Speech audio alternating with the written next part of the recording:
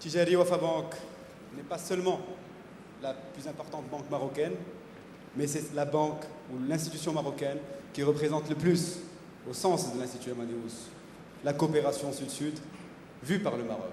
C'est une banque qui est la première banque au Maghreb, qui est la troisième banque en Afrique et qui a une expansion extraordinaire en Afrique de l'Ouest et pourquoi pas dans d'autres contrées africaines.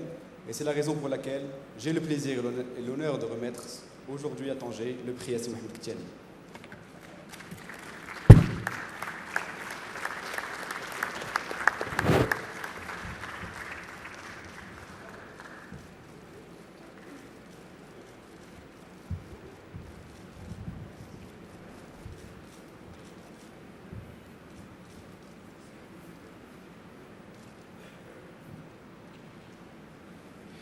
Merci Brahim, félicitations Siktani.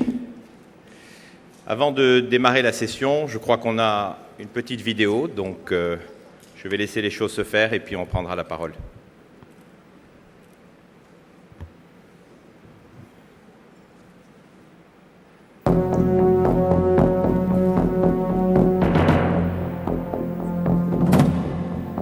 You have the screen in front of you. 2011 has been a roller coaster year for the world economy. The US, the world's largest economy, has lost its AAA rating. Ireland, Italy, Portugal, Cyprus, Spain, 6 out of the 17 Euroland countries have seen their sovereign ratings lowered. Greece has come to default on its debt. The developed world that once seemed so solidly established at the top of the world economy is now tumbling at the verge of collapse. What has become a sovereign debt crisis threatens growth perspectives around the world. In her reign, it threatens the development perspectives of the developing, export-oriented economies. What's worse, we're not managing to come up with global solutions. Economic governance faces its most severe crisis in leadership. In a year-long crisis, Eurozone leaders have yet failed to come to an agreement to stabilize the common currency area. The US Congress seems unable to come to means with a credible plan to curb its $1,400 billion federal deficit. Social upheavals have become the most common expression of protest against a situation that seems out of hand. The Spanish-born youth protests rejecting austerity, unemployment and welfare cuts have spread throughout the developed world.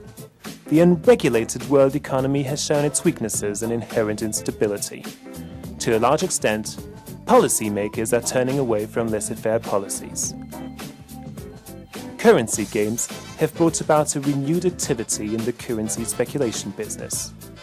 Countries that refuse monetary interventionism have seen the value of their currencies take off, with sometimes dramatic consequences for their competitiveness, their economies, and henceforth their populations. Competition on the global market has resulted in a new division of labor that is generating unprecedented social tensions. To preserve their competitiveness, certain developing countries have clearly taken a step back on pushing through higher social standards. Establishing comprehensive social norms on a global scale, guaranteeing to each and everyone in need access to a minimal revenue and to essential healthcare services will prove one of the best answers towards fostering a sustainable and shared development. One thing is for sure, the face of the world economy is changing. The turmoil in Europe and North America is only speeding up the process. The BRICS now represent 40% of the world's population. Together, they should make out over 60% of world growth by 2015. For the African continent especially, the rise of new actors on the world stage is definitely good news. New partners represent new opportunities for trade and cooperation. In its relationships with Africa, China has been leading the way. Trade between the two giants has jumped from $12 million in 1950 to $120 billion today. What will tomorrow's world global economy look like? No one can tell. One thing though is for sure, our future well-being will depend on our ability to work today on an inclusive and operational platform to regulate the world economy.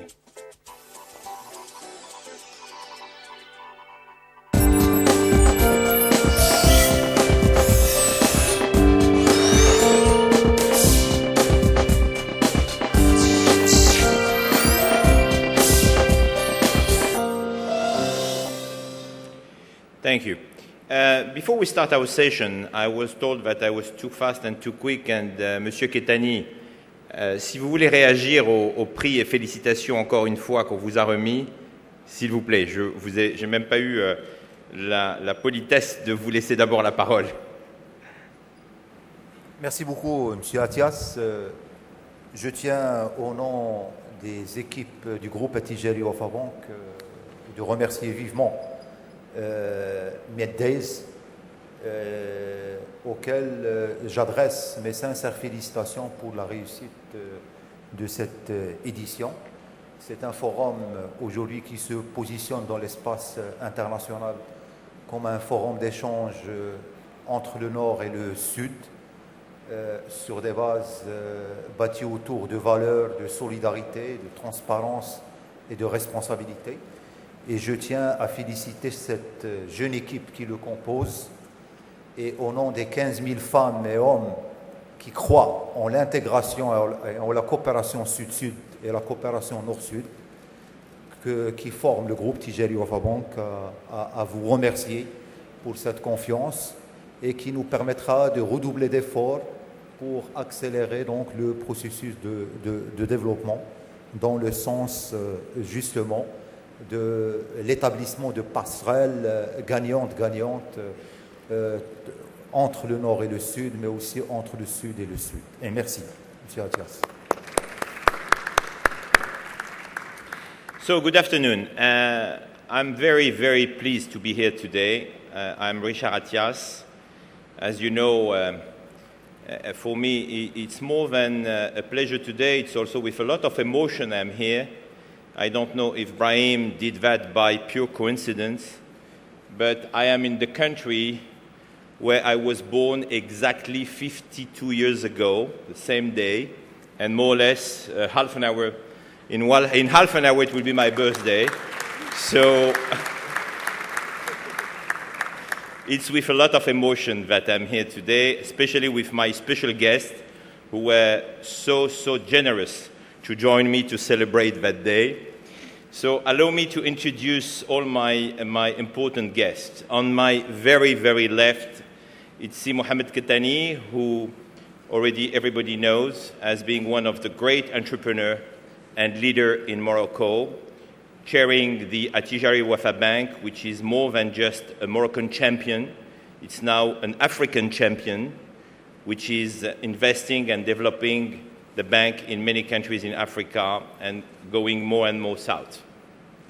Next to see Mohamed Kettani, His Excellency the Governor of the Central Bank of Nigeria, Lamido Sanusi, who is also a great public figure in his country, which is one of the greatest champions in Africa, but also a very respected leader in the financial world.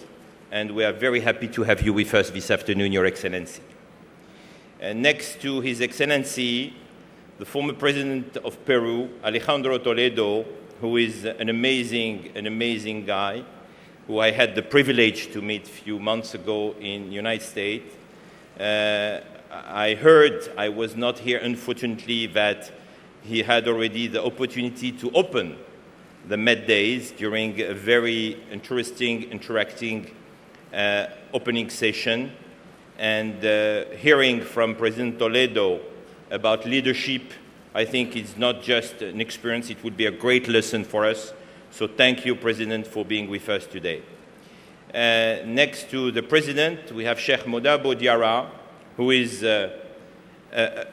how can we present him? I have a lot of respect as an engineer for the astrophysician that he is, a native from Mali, the chairman of Microsoft Africa, so working for one of the most important companies in the world, but also being, I would say, one of the son of a family of 5 boys who are all amazing.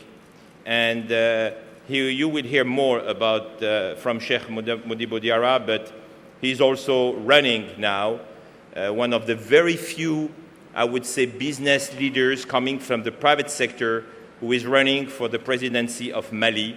And as you know, the elections are happening at the beginning of 2012. And last but not least, at least we have the female quota in our panel, Rachel Marsden, who is an author, a journalist, and also a communication strategist. She's from Canada, but she spent many years in the United States working also on Fox News.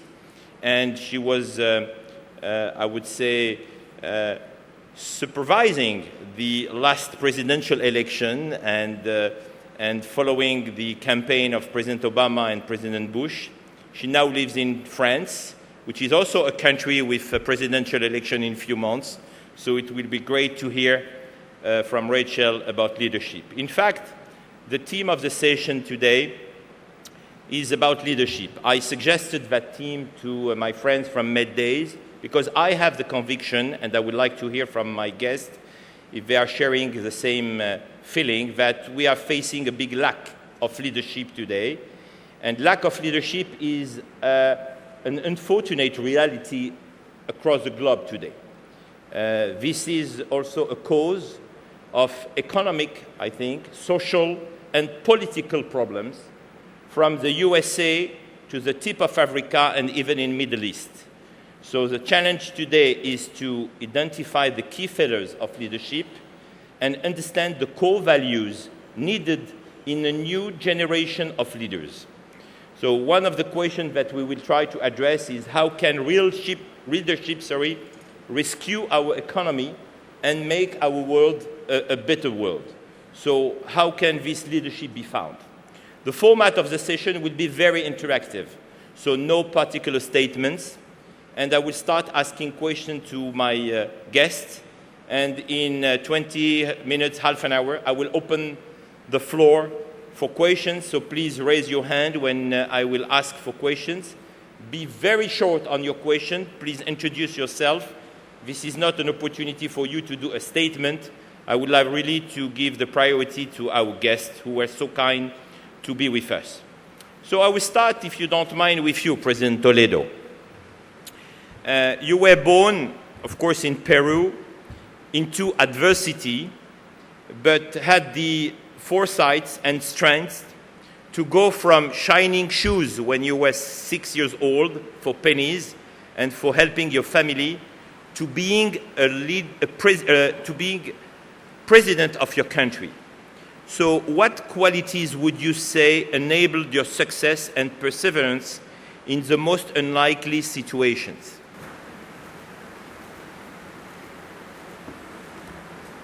I see you have Googled me.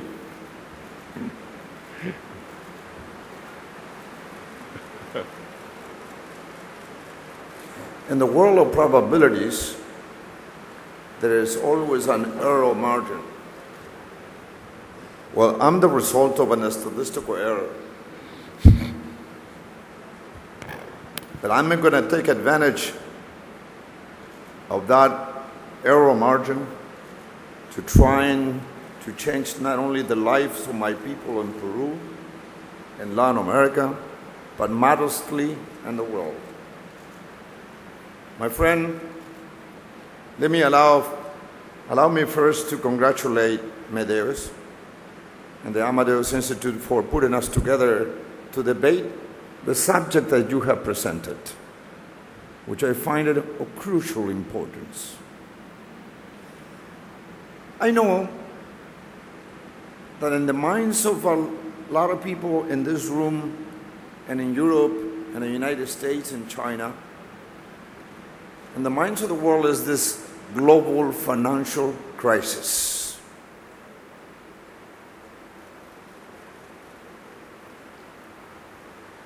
But I think that the world would make a mistake if it only tries to resolve the banking or the financial crisis that the world is undergoing. The world is undergoing a severe leadership crisis. A leadership that has the capacity not only to resolve through a financial engineering the crisis of the world, not a leadership that leads their nations or the world to economic growth, but also that economic growth will lead us to social inclusion with less poverty and less inequality. This is not a theoretical proposition from a Stanford University professor. This is a challenge for the leaders of the world.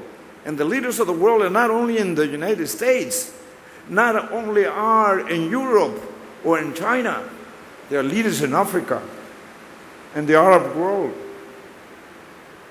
So we should assume that responsibility. The leadership to growth, to distribute, to include. A leadership that has the capacity to confront a sustainable global development where we not only resolve the crisis of today, but has the vision and the wisdom to construct a world that is livable in terms of environment, in terms of clean water, in terms of basic needs, potable water, sanitation, educational quality, for the rest of the world, not just for China, not just for Europe, not just for the United States. Leadership does not mean to hand out fish away. Africa, Latin America, the Arab world have leaders who are asking now not to be given fish away, but they are asking them to give them the right to learn how to fish. I want to finish by saying leadership is not only to consume new technology. Leadership is not only to adjust well the interest rate of the exchange rate of the central banks. Leadership needs to put content to this new technological platform of internet and social network. Leadership means to make this new technology accessible to the poorest of the poor. We are almost 7 million people in the world. By 2050, we will be 10 billion. Yet, close to 40% of the world population is under the poverty line. How do we make the Microsoft that Steve Jobs or Jimmy Wales from Wikipedia could help us to disseminate that technology with content to create a citizen of the world and a world that is much more livable, a world that goes beyond our lives.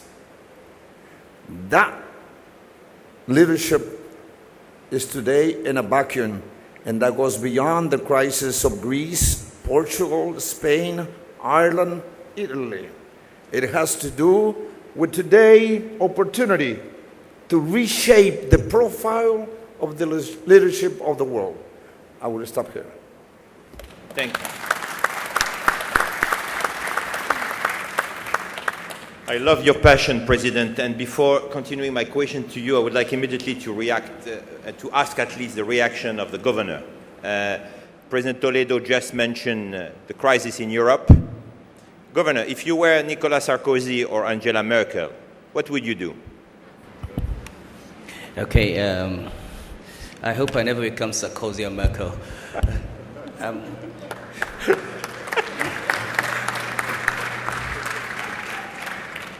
You know, for 2 years in Basel, 2 consecutive years, I've told European central bankers that I'm totally amazed at the incompetence with which the European crisis has been held. It's been attended to. There is no way you can wish away a crisis. There's no way you can continue to live in denial. And the issue is simple. The decisions that have to be taken are very difficult. The debt that Greece has it's not enough to bring down European banks. I mean, there was a lot of noise over Greece. But if you look at Greece, 320 billion euro, only 60 billion euro was held by banks outside Greece itself. 100 billion euro is European Central Bank. The rest is banks within Greece and other financial institutions. So Greece would not have brought down European banks. Italy, Portugal would not have. Ireland wouldn't have. Now, Italy and Spain would bring down the banks. Now, what are the issues? The first is that these loans are bad loans. They're never going to be paid back. And Europe has to accept that. A significant part of these loans simply cannot be paid back. Okay? Europe has not accepted that. The second is that these loans were booked by banks. And therefore, the first responsibility for the losses should be taken by the banks. So the shareholders need to be wiped out totally. Yeah, no, Should we erase? No, what you would do is, first of all, I mean, I face this in Nigeria, and what I'm going to talk about is what I have done in my country to fix the crisis 2 years ago. And we fixed our crisis. You make the banks take the losses. It wipes out shareholders. Too bad. You then have to recapitalize the banks. They've got to buy back those debts and re-lend those countries at a sustainable basis. And they've got to tax the banks and make them pay the cost of the bailout. Then finally, you've got to look for the individuals who took those decisions. And if those decisions were taken recklessly, you have to put them in jail. Now, if you don't do that, you're not going to fix the problem. But there's this deep, almost incestuous relationship between the banking system and the political class in Europe. And it's extremely difficult for decisions to be taken. There is no way Greece is ever going to pay back its debt. And Italy cannot pay back 1.8 trillion euro. That is 2.5 times the total debt of Portugal and Ireland and Greece put together. And that's on Italy.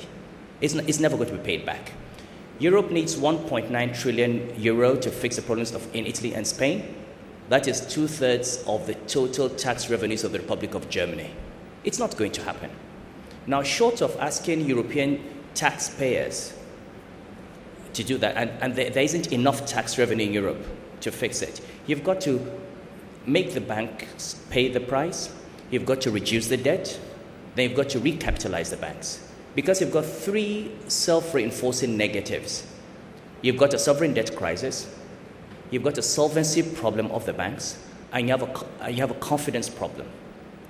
And the leadership that Europe needs now is one that will say, you banks took the wrong decisions, and we're going to start with you. You, first of all, have to take primary responsibility. Then after you take the responsibility, we come and help you. And then you need China. Because at the heart of this crisis, you've got global imbalances. China has 3.2 trillion euro. I don't know how you're going to do it, but you have to go to China, and China needs to help out.